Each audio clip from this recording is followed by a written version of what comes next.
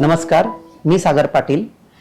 स्नेहांकित हेल्पलाईनच्या रौप्य महोत्सवी वर्षानिमित्ताने मागील काही गोष्टी आठवताना बऱ्याच म्हणजे किती आपण एखाद्या गोष्टी व्यक्ती संस्थेच्या संलग्न असतो, किती छान एकत्र जॉईन असतो, या गोष्टीची आठवण सांगत असताना 2004 साली म्हणजे 22 वर्षापासून मी स्नेहांकित बरोबर जॉईंड आहे. 2004 साली मी 11वीत असताना अचानक रायटर कॅन्सल झाला परीक्षेच्या दिवशी. त्यावेळी 12:30 वाजता 2 वाजताचा पेपर होता आणि 12 वाजता कळलं की रायटर येणारच नाहीये. सो अशा वेळी 12:30 वाजता परिमलाताईंचा नंबर मिळवला आणि ओळख नसताना त्यांना फोन केला की मला असा प्रॉब्लेम आहे. त्यांनी अगदी जुनी ओळख असल्यासारखं, तू काय काळजी करू नकोस, 2:45 वाजता रुईया कॉलेजच्या ज्युनियर गेटला टेलिफोन बूथ जवळ उभा राहा, तुला मी रायटर पाठवते. इतक्या इझिली बोलून लगेच फोन ठेवला. मला विश्वासच बसेना की खरंच असं होऊ शकतं का.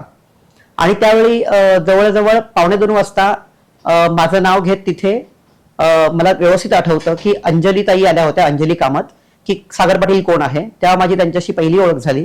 स्नेहांकितच्या संदर्भात फोनवरती परिमलाताईंची ओळख आणि प्रत्यक्ष भेट झाली ती अंजलीताईंबरोबर. त्याबरोबर पेपर आम्ही 2 ते 5 पेपर लिहिला. त्यानंतर अंजलीताईंनी माझ्याशी गप्पा गोष्टी केल्या 5 नंतर. तिथपासून 15वी पर्यंत रीडर रायटिंगसाठी आणि रीडर म्हणून अंजलीताई येत होत्या. अनेक वेगवेगळे रीडर्स येत होते स्नेहांकित बरोबर. तेव्हा आम्ही कॅसेट प्लेयर्स वापरायचो. कॅसेट त्यावेळी खूप महाग असायच्या. ते विद्यार्थी म्हणून आम्हाला ते परवडत नसल्यामुळे स्नेहांकित आम्हाला 10 रुपयात कॅसेट अवेलेबल करून द्यायची. आणि सगळ्यात जास्त कॅसेट्स वापरण्याचा रेकॉर्ड मी त्यावेळी मला झाला की जास्तीत जास्त रेकॉर्डिंग वापरून लिखाण, वाचन आणि रेकॉर्डिंग ऐकणं, ह्या गोष्टींच्या माध्यमातून आम्ही 15वी पर्यंत मी स्नेहांकित हेल्पलाईनची खूप मदत घेतली. आणि तिथपासून आतापर्यंत वेगवेगळ्या मदतीसाठी म्हणा किंवा वेगवेगळ्या प्रसंगांनी आम्ही एकत्र येत असतो. पण परिमलाताईंची प्रत्यक्ष भेट मात्र तेव्हा कधी माझी झाली नव्हती, जी 2016 नंतर माझी प्रत्यक्ष भेट झाली, म्हणजे जवळजवळ 10-12 वर्षांनी. आणि त्यानंतर आत्ताच्या घडीला 2023 पासून मी स्नेहांकित हेल्पलाईन बरोबर माझी जी स्वतःची संस्था आहे IIG एज्युकेशन डेव्हलपमेंट ट्रस्ट आणि स्नेहांकित हेल्पलाईन असे कोलॅबरेशनने मी आज इलेक्ट्रॉनिक्सचं बेसिक ट्रेनिंग टोटली ब्लाइंडला देतो. तसा भारतातला मी पहिला इलेक्ट्रॉनिक ब्लाइंड टेक्निशियन आहे. आणि हे जे काही शिक्षण आहे इलेक्ट्रॉनिक्सचं, हे शिक्षण माझं मी घेतलं. आतापर्यंत वेगवेगळ्या ठिकाणी मी खूप प्रयत्न केला होता शिकवण्याचा. शिक्षण घेण्यासाठी मी जेव्हा सुरुवातीला प्रयत्न केला होता 2007 साली वगैरे, तेव्हा मला कुठल्याही कॉलेजेसमध्ये वगैरे ऍडमिशन मिळालं नव्हतं इलेक्ट्रॉनिक्ससाठी. आणि त्यानंतर माझं कॉलेज पूर्ण होत असताना मी इलेक्ट्रॉनिक्सचा पूर्णपणे अभ्यास करत राहिलो. आणि स्वतःचा संपूर्ण अभ्यास झाल्यानंतर काही स्वतःच्या वस्तू वगैरे बनवणं, स्वतःचा व्यवसाय सुरू 2013 साली मी स्वतःचा व्यवसाय सुरू केला. आणि हा व्यवसाय करीत असताना मला इलेक्ट्रॉनिक्सचं काम जमू शकतं तर इतर अंध व्यक्तींना का जमू शकत नाही, हा विचार समोर आल्यानंतर मी स्वतः पुढे त्यांना शिकवायचा प्रयत्न करायला लागलो. अडचणी खूप येत गेल्या, कारण का मला आवड आहे म्हणून मी बऱ्याच गोष्टी करतोय, परंतु हे काही गोष्टी अंदाजाने करत होतो, पण अंदाजाने एखाद्याला शिकवणं हे शक्य नाही. मग ह्याच्यात काहीतरी बदल असणं, ह्याच्यात काहीतरी परफेक्शन असणं गरजेचं होतं. आणि ह्या परफेक्शनसाठी मग मी स्वतः काम करत गेलो, त्याच्यावरती अभ्यास करत राहिलो.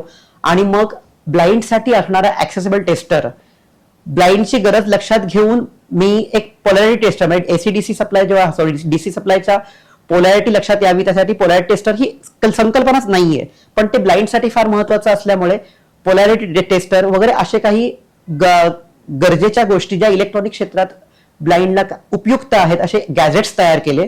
त्याचे मी पेटंट्स घेतले आणि हे पेटंट्स घेतल्यानंतर मी ब्लाइंडला शिकवायला सुरुवात केली.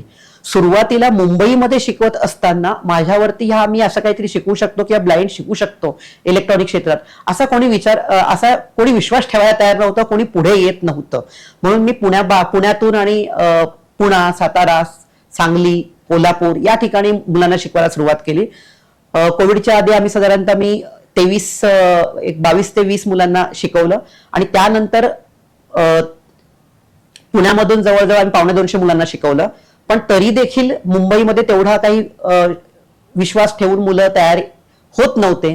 परंतु हा जो काही विश्वास आहे तो स्नेहांकित हेल्पलाईनने जेव्हा कळलं की मी असा काहीतरी वेगळा कोर्स करतोय आणि मुलांना शिकवतो, हे लक्षात आल्यानंतर स्नेहांकित हेल्पलाईनने माझ्यासोबत कोलॅबरेशन केलं आणि IIG एज्युकेशन डेव्हलपमेंट ट्रस्ट आणि स्नेहांकित हेल्पलाईन असं मिळून आम्ही 2023ला पहिली बॅच इथे 21 मुलांची घेतली. जागेचा प्रश्न होता तेव्हा परिमाताईंनी आपलं जे अंधेरीचं ऑफिस आहे तिथेच जागा खाली करून आम्ही हा कोर्स शनिवार रविवार असा फेब्रुवारी टू एप्रिल असे 3 महिने आम्ही तो चालवला.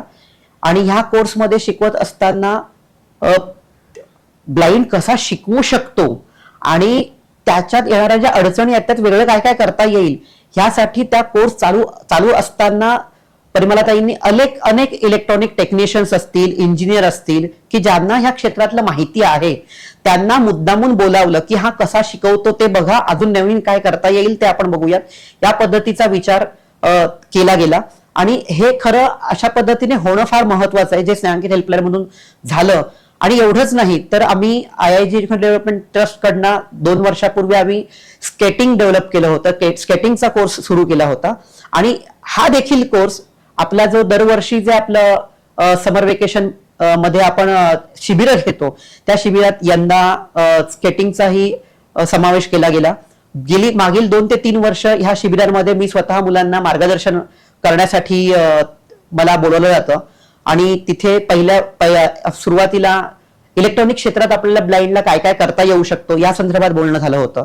सेकंड टाइम जेव्हा आम्ही तिथे बोलावलं तेव्हा व्यवसाय करण्यासाठी काय काय महत्वाच्या गोष्टी आहेत, कोणत्या कोणत्या बाबतीत तयारी करणं गरजेचं असतं, आपण कुठल्या पद्धतीने काम केलं पाहिजे ह्या संदर्भात मला ह्या विषयावरती बोलायला मला दिलं होतं. तर हे जे काही वेगळ्या अंगाने म्हणजे सर्वांगीण विकास मुलांचा व्हावा या दृष्टीने विचार जे काही स्नेहांकित हेल्पलाईनचे सगळीच मंडळी जी करतात हे खूप वाखाणण्याजोगं आहे. कारण आतापर्यंत स्वयंपाकघरामध्ये काम करताना ज्या महिलांना किंवा इतर मुलांना ज्या अडचणी येतात तर त्या येऊ नयेत म्हणून स्वयंपाकघरातल्या गोष्टी शिकण्यासाठी किचन स्किल यावेत ह्यासाठी एक सेपरेटली ट्रेनिंग डिझाईन करून वेगवेगळे प्रयोग मुलांना जेवण वगैरे शिकवणं, स्वयंपाकघरातल्या वस्तूंची काळजी घेणं ह्या प्रकारचं शिकवलं जातं.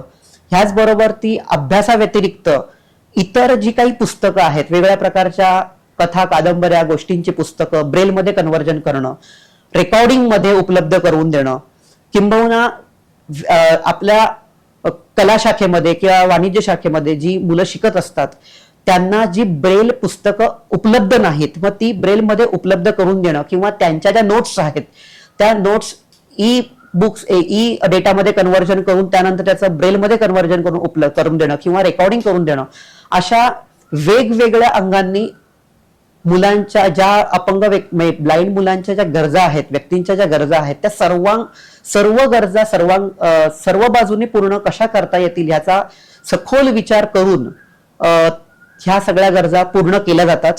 आणि अशा सगळ्या ज्या गरजा अशाच पूर्ण होत राहोत याच पद्धतीने स्नेहांकित हेल्पलाईन पुढे जावोत आणि 1चे 2, 2चे 4, 4चे 8 असे वेगळ्या जागेवरती ऑफिसेस होत आपल्या वेगळ्या ठिकाणी आपल्या संस्थांच्या शाखा अशाच उभारल्या गेल्या पाहिजेत. आणि ह्यासाठी मी आपला जो आता 25वं वर्ष जे आहे त्या निमित्ताने सगळ्यांना शुभेच्छा देतो. आपण असेच काम करत राहूयात आणि हा जो काही आपला वटवृक्ष हळूहळू मोठा होतोय तो अधिकाधिक मोठा होत राहू देत.